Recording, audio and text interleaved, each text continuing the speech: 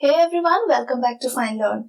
I am Kaustuvi and in this NCERT series on ancient history, today we will go through chapter 9 from the textbook by R.S.SHARMA. This chapter 9 actually covers both Jainism and Buddhism, but we will do this in two parts. This is part 1, we will discuss Jainism. In part 2, we will discuss Buddhism. Now before starting about Jainism, first we will try to understand the causes or the background in which these religions like Jainism and Buddhism have developed. Okay, and I want you to go through the lecture very carefully, okay, till the end, because while making these videos, we try to keep in mind that we cover every point from where MCQs might be framed, and so that if you go through the video carefully, you again need not go back to the textbook, right?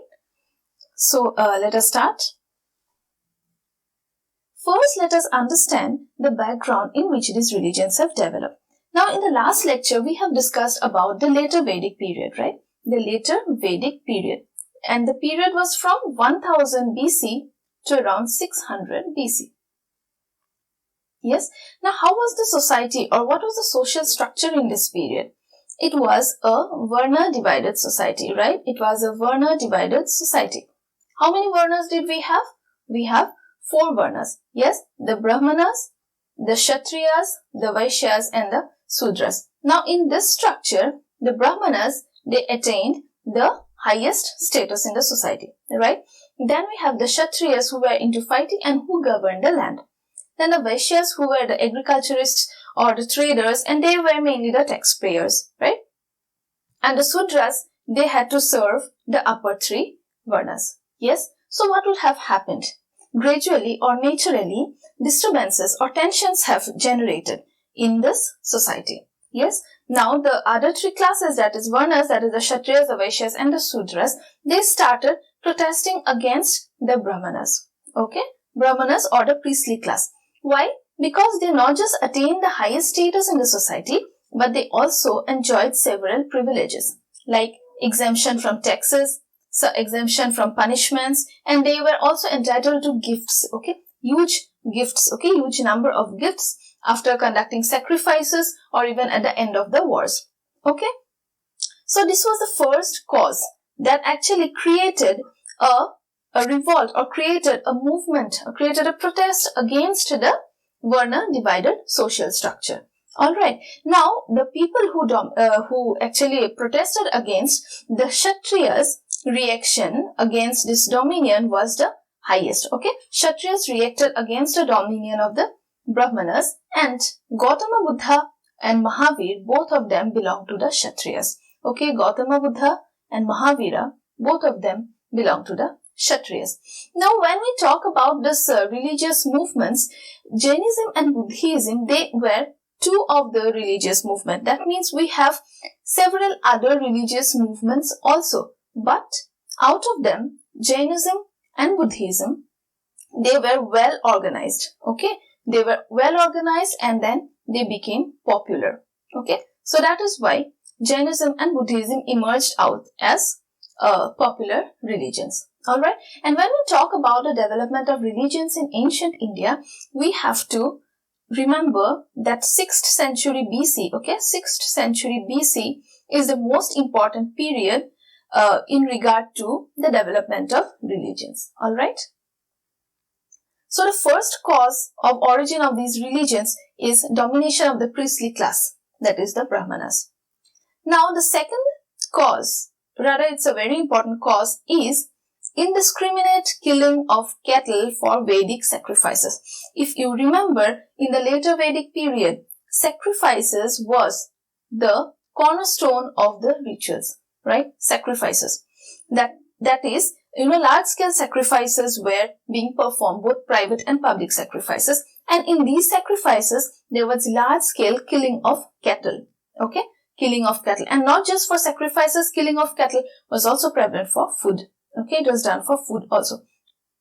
Now, during this period, in the Middle Gangetic Basin, large settlements have started growing and there was a new agricultural economic pattern growing up. Okay, there was a new agricultural economy which was dependent on cattle and animal husbandry. Why? Because now people have started using iron. Okay, they have started using iron implements like the iron plowshare, which actually for using, the people needed cattle or bullocks. Okay, so this indiscriminate killing of cattle, okay, had to be stopped if agricultural economy had to progress, right? So this is another cause for the protest against the Brahminic rituals, right?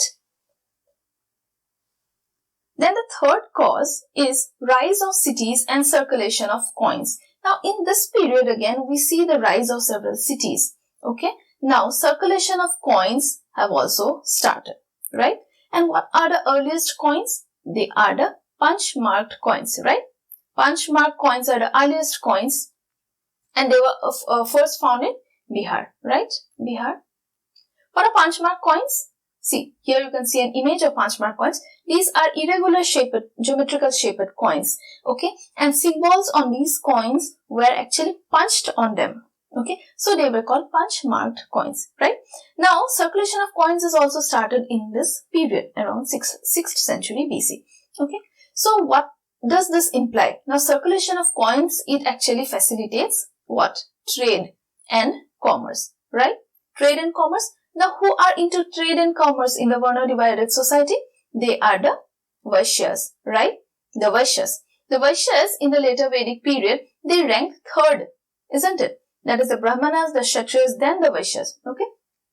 They ranked third. But with the facilitation of trade due to circulation of coins, now the Vaishyas have gained importance, right? They have gained importance, and now they looked for a new religion that would improve their social status. Okay, so they started, what did they do? They started supporting Mahavira and supporting Buddha, because Jainism and Buddhism, they laid no importance to the Varna system first of all, and then the most important is Jainism and Buddhism preached non-violence. Okay, they preached non-violence. What does this imply? It implies end of wars, right? Non-violence, so end of wars, and thereby it would promote trade. Alright, it would promote trade. Therefore, the Vaishyas supported Mahavira and Buddha. Alright, Buddha and Mahavira, they were actually contemporaries. Alright. Then even the Dharma Sutras, that is the Brahminical texts which were there, they also decry the money lending on interest. Okay, but this was, the Vaishyas did not like this, because they had to do that because of trade and commerce, right? So this was the third reason, circulation of coins and rise of cities. The fourth is reaction against accumulation of property. Right? So what was happening during this period? Because of circulation of coins, rise in cities, people have started accumulating coins. Okay, people have started accumulating coins, getting new dwelling places, dresses, luxury, etc. And this was actually creating a growing inequality, okay, inequalities in the society, in the different divisions of the society. So the common people, they did not like that division and inequality. So they earned to actually return to the primitive life, where there were no inequalities in the society. Okay, they liked a simple life, right? So these people, the common people, they supported Buddhism and Jainism, because Jainism and Buddhism, they preferred a very simple and ascetic life. So this is how the different groups of people have started protesting against the Vedic, or against the Varna system, or the Vedic system of social structure, right? So this is the background in which these religious movements have actually developed, and out of these, Jainism and Buddhism, they evolved out as popular religions. Okay.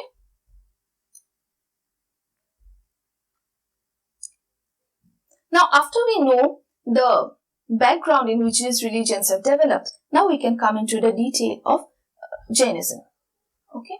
Now, according to the Jaina traditions, 24 Tirthankaras were responsible for the origin and development of the Jaina religion, or the Jaina philosophy, right?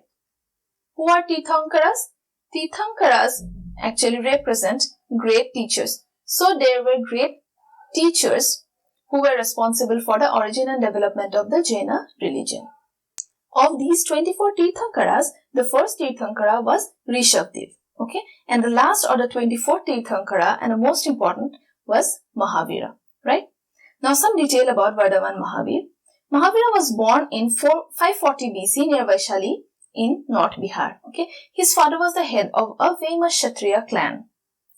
Both Mahavira and Buddha belonged to Kshatriya, right? And his mother was a Licchavi princess. They also had connections with the royal families. Okay, now Mahavira, who was initially a householder, he became an ascetic at the age of 30.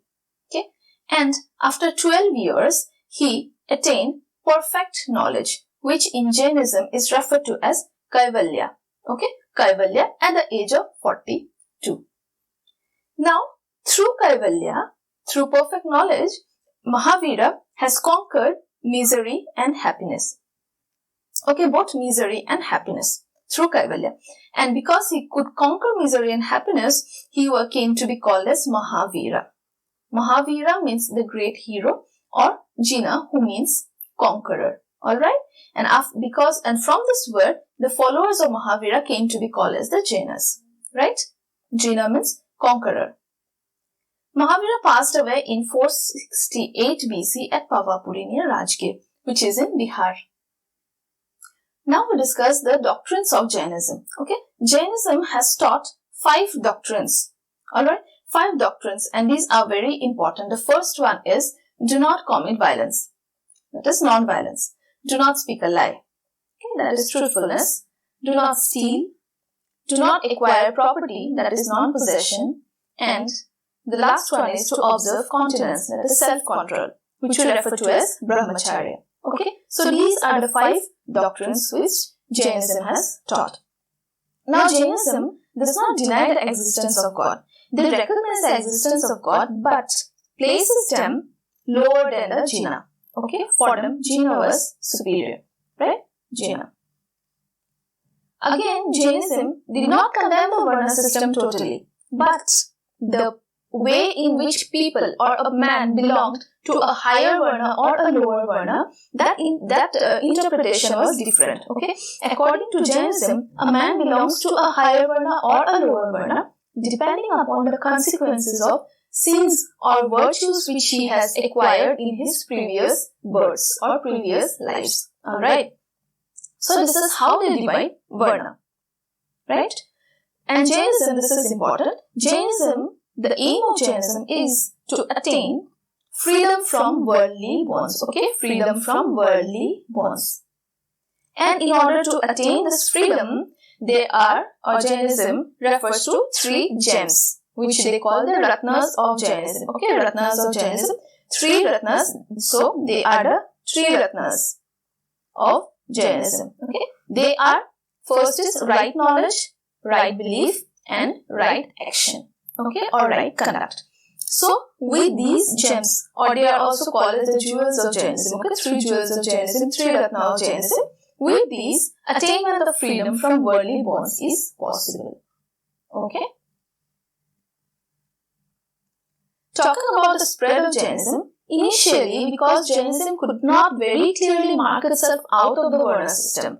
Okay, because they did not condemn the Varna system directly, but the way in which the Varnas are divided is interpreted in a different way. So initially Jainism failed to attract the masses. Okay, but slowly it gathered momentum, and gradually it spread to different parts of the country. It spread towards the west, and it also went to South India. Okay, and spread of Jainism in Karnataka is attributed to King Chandragupta Maurya. Okay, King Chandragupta Maurya, he became a Jaina. He himself became a Jaina. He left his throne and he spent the last years of his life as a Jaina ascetic. Okay, so spread of Jainism in Karnataka is attributed to King Chandragupta Maurya. Now, another cause, or it is a very important point, another cause of spread of Jainism is the Great Famine of Magadha.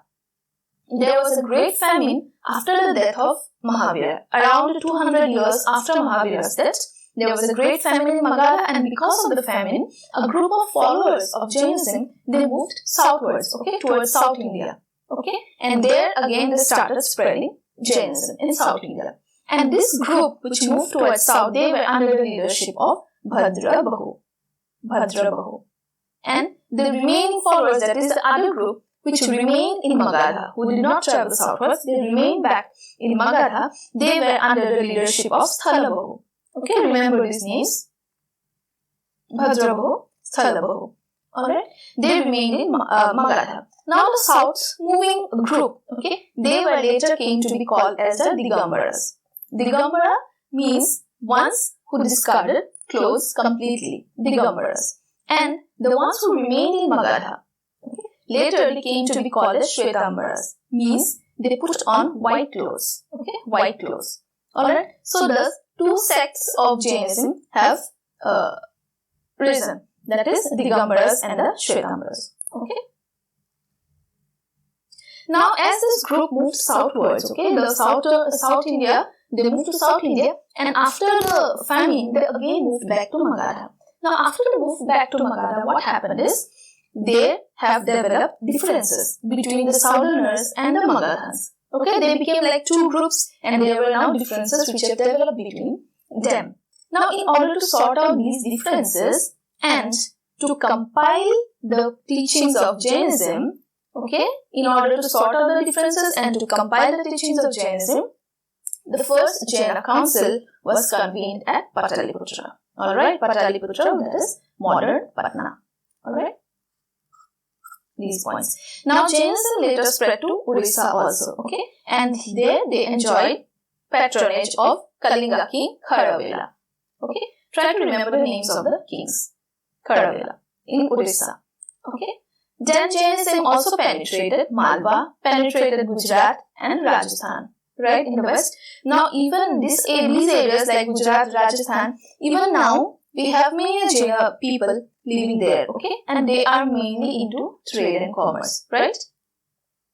Therefore Jainism, although initially it did not spread very fast, but the areas into which it has spread, it has retained its hold, okay, so that is important.